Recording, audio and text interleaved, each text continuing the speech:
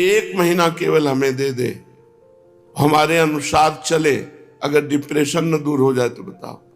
चिंतन जब तुम्हारा आनंद में भगवान का होगा, सब ठीक हो जाएगा।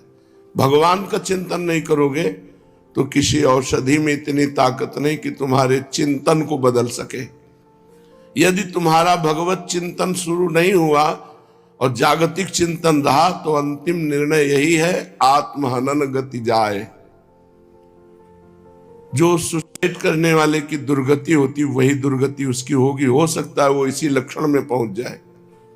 जो न तरह भवसागर अस समाज नर पाए, सोअति निंदक मंदमति आत्महनन गति जाए।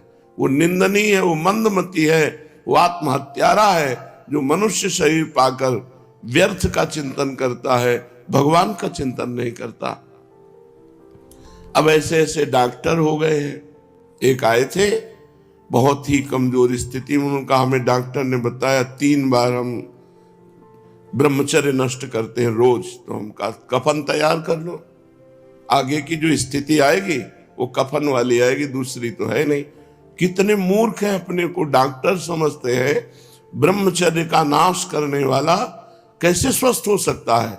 ब्रह्मचारी है, कोई रोग हुआ है प्रारब्धवशात, औषधि का सपोर्ट कीजिए, फौरन ठीक हो जाएगा। नहीं ठीक होगा तो और कोई भी रोग उसे परास्त नहीं कर सकता। अब छोटे छोटे बच्चों से लेकर सब ब्रह्मचर्य नाश, तो संयम नहीं, कोई नियम नहीं। दिनचर्या कै बजे उठना है, व्यायाम करना है, दिनचर्या में हमें संध्या करना है, तर्पण करना है, नाम जप करना है, नाम कीर्तन मंत्र जपना है, कोई नियम नहीं और कोई सदाचार नहीं। अपवित्र भोजन, अपवित्र विचार, अपवित्र चिंतन, अपवित्र क्रियाएं, तो परिणाम डिप्रेशन, परिणाम ओवर थिंकिंग इतनी बढ़ जाती है, वो परेशान हो जाता है, मन उसे परेशान कर देता है। बुरी दशा आने के पहले बुद्धि बदली जाती है और कुछ नहीं होता। बुद्धि निगेटिव हो गई, बस वो अपने आप बैठे जलेगा बिना आग के। जिसको विधाता दुख देते हैं तो पहले बुद्धि को भ्रष्ट कर देते हैं। जेका विधना दारुण दुख दीन, ताके मति पहले हरिलीन, बुद्धि हरण कर लेते हैं। इसलिए ही सकल सुखेभ्या सुत्तमम भक्ति सौख्यम। इस संसार में कोई सुख नहीं है, अगर सुख है तो भगवान की विशुद्ध भक्ति में। और भक्ति की पराकाष्ठा श्रीधाम वृंदावन में प्रेम, प्रेम भक्ति। 2.5 अक्षर प्रेम के पढ़े सो पंडित होए। इसलिए मूर्खता छोड़ो, जब समय मिले श्रीधाम वृंदावन में आके सत्संग सुनो, बिहारी जू से, राधा वल्लभ जू से, राधा रमण जू से आंख मिलाओ, यहाँ नाम कीर्तन करो, नाम जप करो, देखो तुम्हारा जीवन कितना आनंदमय हो जाएगा। भजन्तमपि देवतान्तरं यथाक्षरे ब्रह्मणि, स्थितं पशुवदेव वा विषय भोग मात्रे रतम्। अचिन्त्य निज शक्तितः स्वगत राधिका माधव, प्रगाढ़ रस दुर्गमं कुरुत एव वृंदावनम।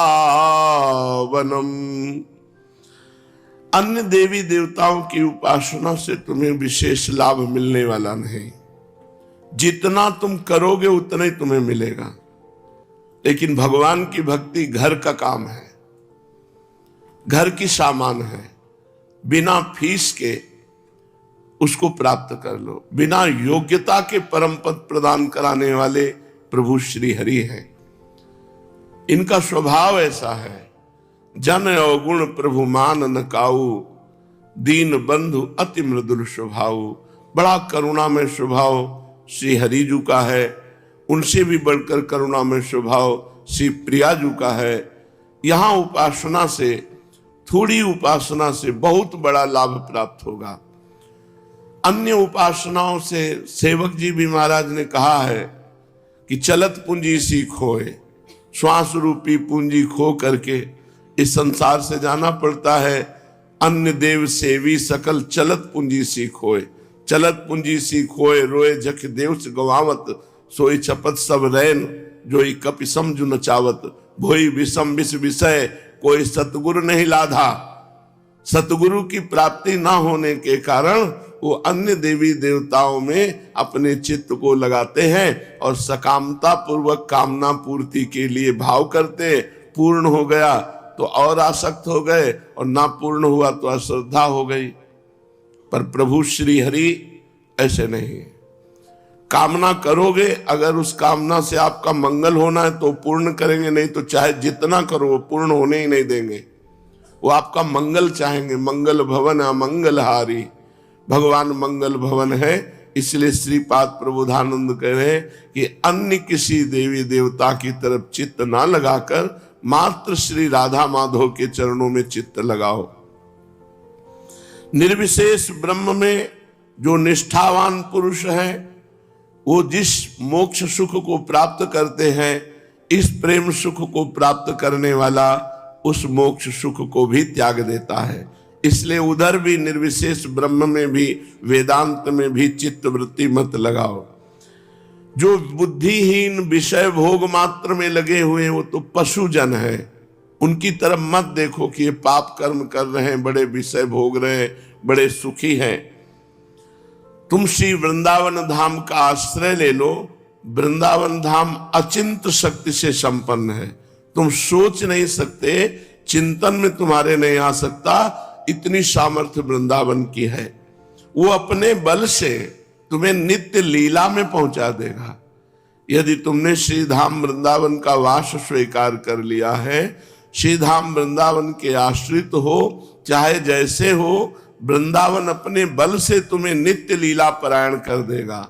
भगवत लीला में चित्त डूबने लगेगा।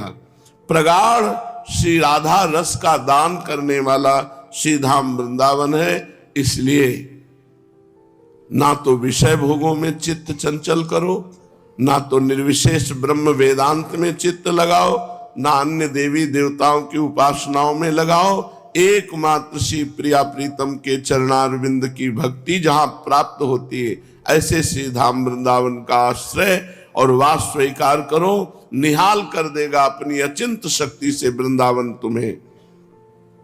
यत्कोट्यंशमपि स्पृशेन्न निगमो यन्नो विदुर्योगिनः श्रीश ब्रह्म सुकार्जुनोद्धव मुखाः पश्यन्ति यन्न क्वचित् अन्यत् किं ब्रजवासिनामपि न यद् दृश्य कदा लोकये श्री वृंदावन रूपमद्भुतमहं राधापदैकाश्रयः। वेद जो सुख वृंदावन में है उसका करोड़वां अंश भी नहीं प्रदान कर सकता।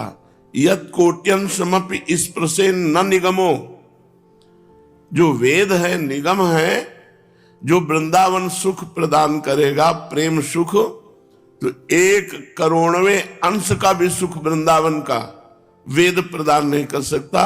ये वेद के परम पारंगत विद्वान अनुभवगम्य महापुरुष श्रीपाद प्रबोधानंद जी बोल रहे हैं। करोड़वें भाग का भी जो सुख यहां वृंदावन में बरस रहा है, करोड़वें भाग का सुख भी वेद प्रदान नहीं कर सकता। और यन्नो विदुर योगिनः, और जो बड़े बड़े योगी जन हैं उनको भी नहीं पता है वृंदावन का प्रेम सुख। और श्री लक्ष्मी जी, ईश, उनके पति नारायण, ब्रह्मा जी, सुखदेव जी, अर्जुन जी, उद्धव जी, ये बड़े बड़े महापुरुष जिन महासुख को, प्रियालाल को, नवनिवृत्त निकुंज विलासी को आज तक देख नहीं पाए, उस सुख को वृंदावन प्रदान करता है। जो वृंदावनवासी ब्रजवासी हैं, एकमात्र श्री प्रिया प्रीतम के उपासी हैं,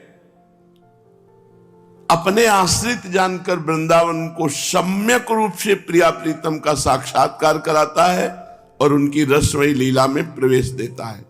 इसलिए चाहे जैसे हो, चाहे जहां रहते हो, वृंदावन का आश्रय ले लो, वृंदावन का वास स्वीकार करो और श्री राधा माधव की भक्ति करो, प्रिया प्रीतम का प्रेम प्राप्त करो।